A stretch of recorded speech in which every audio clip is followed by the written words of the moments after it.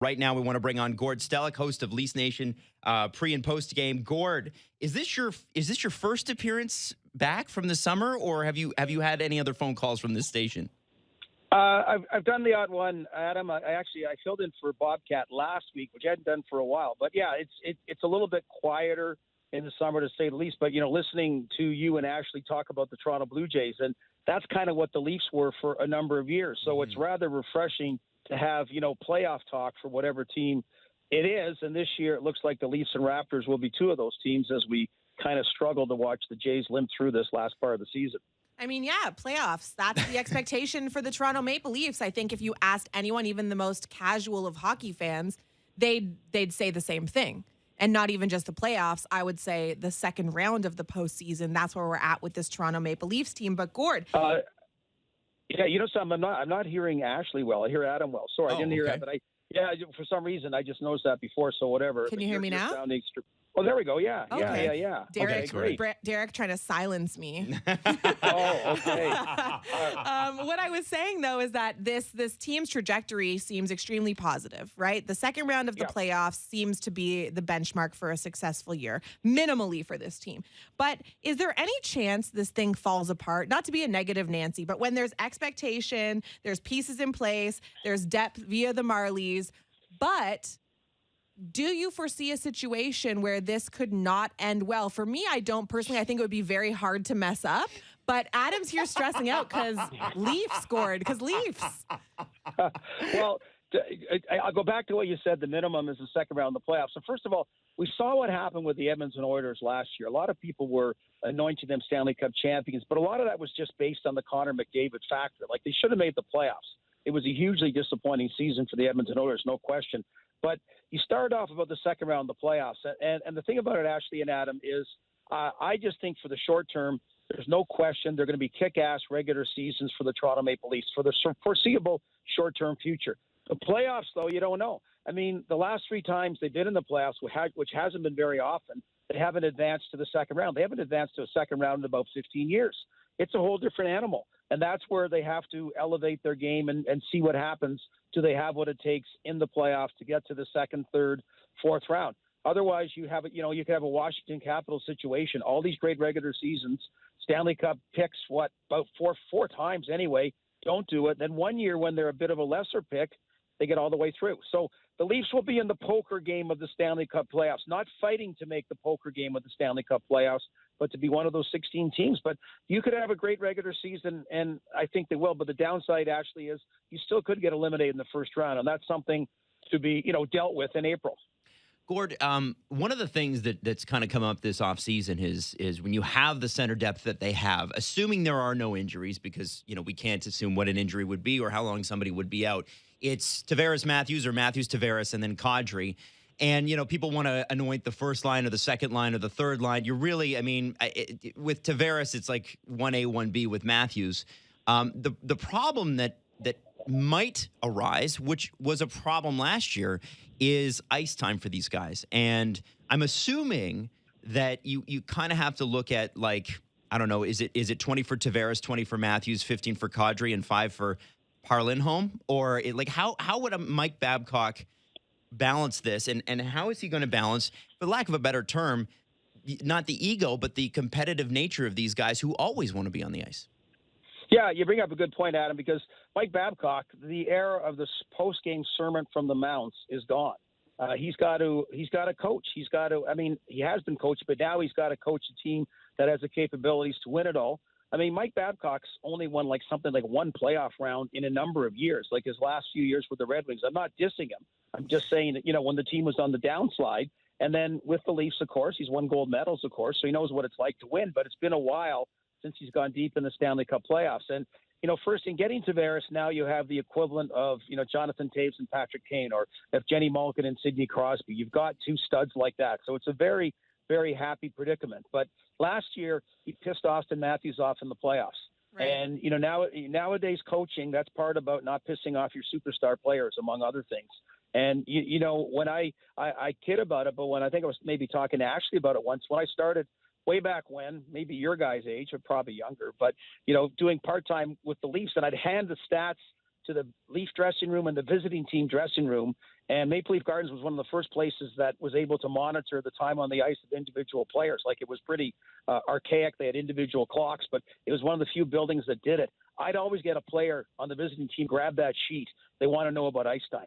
And if you're like a fourth line player, you want to get your minutes. And if you're a first line, you want your minutes. So it does matter. And Mike Babcock, it's not don't make it tougher than need be. Okay, you got two studs, but yeah, they want their minutes.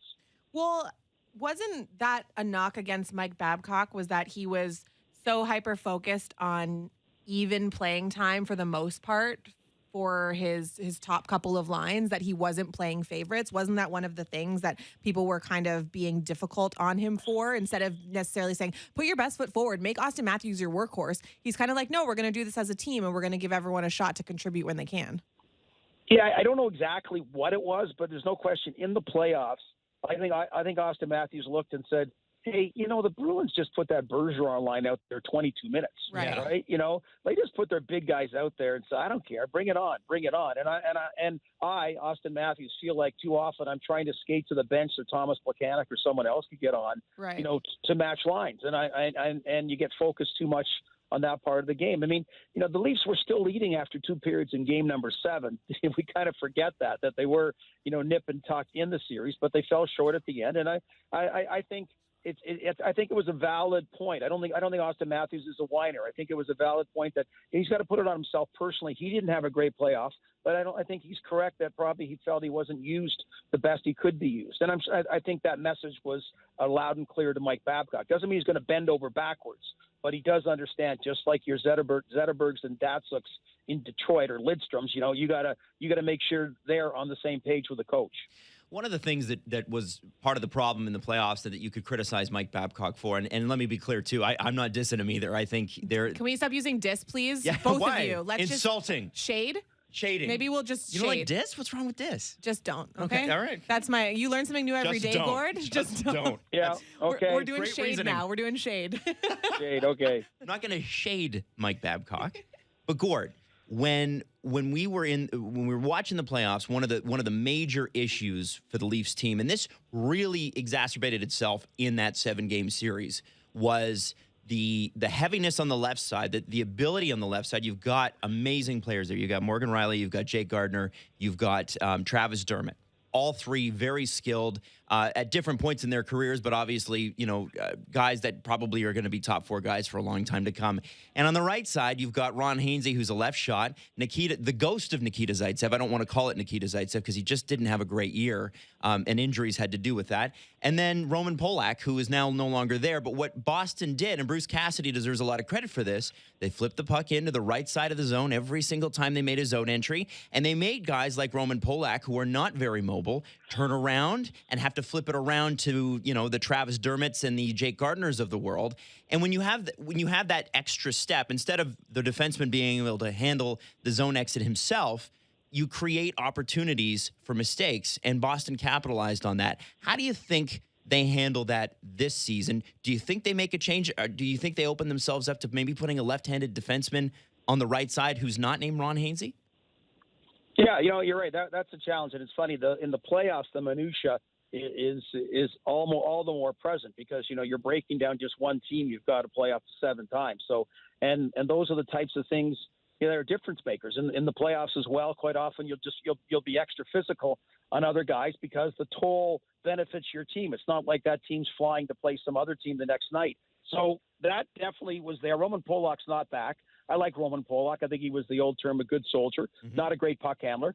And I think, you can't be adverse to putting a left-handed guy on the right side as well because your defense core is just not going to cure itself overnight as far as talent goes. You got a lot of hope that guys can make it in that, but I think also strategically that's something you have to, and I'm sure Mike Babcock's very aware, look at doing it because it was exploited by the Bruins to a degree in the playoffs.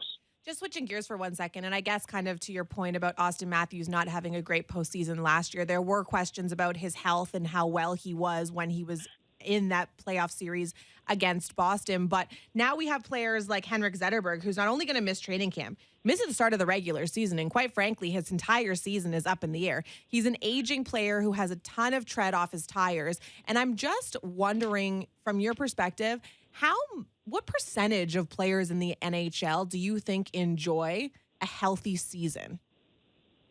Boy, it's a great question because the year before Austin Matthews played all 82 games and he got a shot on goal every one. He got a shot on goal every playoff game. He played every playoff game. Guy had 3 significant injuries last year. That's a lot of injuries. Right. And he's a young guy.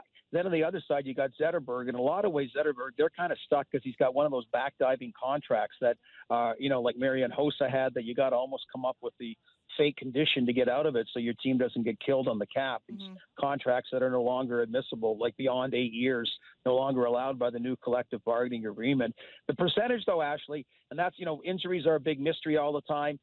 You find out at the end how much guys are actually banged up. And so first about banged up, boy, I would think 2/3 of the guys are banged up, to some degree. It just means they really need the time to heal and that. And then probably about a quarter, I think, are playing, maybe that'd be a bit high, but, about, say, 20% are playing with something that really they probably in the playoffs, if it was the regular season, wouldn't have been playing with. So probably some number than that. But that's the thing you never know when the guys go in, game out.